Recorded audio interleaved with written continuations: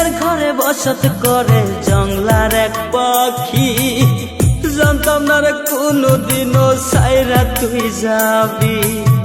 ভাগ্যে আমার নাই তুমি, কি দোষ দিব তোমারে, ভাগ্যে আমার নাই তুমি, কি দোষ দিব তোমারে। এখন আমি বুঝে গেছি অন্যেরই তুমি, কান্দে রে মন আমার সাইরা গেলি কেন আমায়, নিজে করে জায়গা নিলি কার কলি যায়।